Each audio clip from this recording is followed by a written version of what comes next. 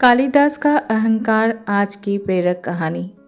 कहते हैं कि एक बार कालिदास को बहुत अहंकार हो गया कि मेरे पास सभी प्रश्नों के उत्तर हैं। वह एक गांव से गुजर रहे थे। उन्हें प्यास लगी तो उन्होंने द्वार पर खड़े होकर आवाज़ लगाई, माते पानी पिला दीजिए, बड़ा पुण्य होगा। स्त्री बोली, बेटा मैं तुम्हें जानती नहीं, पहले अपना परिचय दो। कालिदास ने कहा, मैं पथिक हूँ, कृपया पानी पिला दें। स्त्री बोली, तुम पथिक कैसे हो सकते हो? पथिक तो केवल दो ही हैं, सूर्य व चंद्रमा, जो कभी रुकते नहीं, हमेशा चलते रहते हैं। तुम इनमें से कौन हो? सत्य बताओ। कालिदास ने कहा, मैं मेहमान हूँ। स्त्री बोली, तुम मेहमान कैसे हो सकते हो? संसार में दो ही मेहमान हैं, पहला धन और दूसरा यौवन। इन्हें जाने में समय नहीं लगता। सत्य बताओ, कौन हो तुम? कालिदास बोले, मैं सहनशील हूँ। स्त्री ने कहा, नहीं, सहनशील तो दो ही हैं। पहली धरती, जो पापी पुण्यात्मा सबका बोझ सहती है, वह बीज बो देने से भी अनाज के भंडार देती है।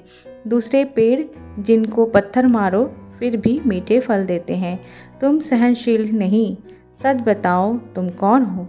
कालिदास बोले, मैं हठी हूँ। स्त्री बोली, फिर असत्य, हठी तो दो ही हैं, पहला नख और दूसरे केश, कितना भी काटो बार बार निकल आते हैं। सत्य कहें, कौन है आप? अब कालिदास पूरी तरह अपमानित और पराजित हो चुके थे, परंतु उन्होंने हार नहीं मानी। कालिदास ने कहा, फिर तो मैं मूर्ख ही हूँ। स्त्री ने कहा, नहीं, तुम मूर्ख कैसे हो सकते हो? मूर्ख दो ही हैं, पहला वह राजा जो बिना योग्यता के भी सब पर शासन करता है, और दूसरा जिसको यह भी याद नहीं कि एक दिन मेरी मृत्यु निश्चित है, परंतु फिर भी पाप कर्म करता है। कुछ बोल न सकने की स्थिति में कालिदास वृद्धा के पैर पर गिर पड़े और बोले, तुम जीती, मैं हारा। वृद्धा ने कहा, उठो वत्स। आवाज़ सुनकर कालिदास ने ऊपर की ओर देखा तो साक्षात माता सरस्वती वहाँ खड़ी थी। कालिदास पुनः नतमस्तक हो गए। माता ने कहा, शिक्षा से ज्ञान आता है, न कि अहंकार। तूने शिक्षा के बल पर प्राप्त मान और प्रतिष्ठा को ही अपनी उपलब्धि मान लिया और अहंकार कर बैठे। इसलिए मुझे तुम्हारे चक्षु खोलने के लिए ये स्वांग करना पड़ा। कालिदास को अपनी गलती समझ में आ गई और तभी कालिदास का स्वप्न टूट गया और वह इधर उधर देखने लगे। इस कहानी से सीख, अहंकार तो राजाओं का भी नहीं रहा।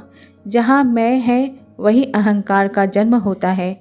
अपना बुरा वक्त इंसान को कभी नहीं भूलना चाहिए, नहीं तो प्रभु की मार में आवाज़ नहीं होती।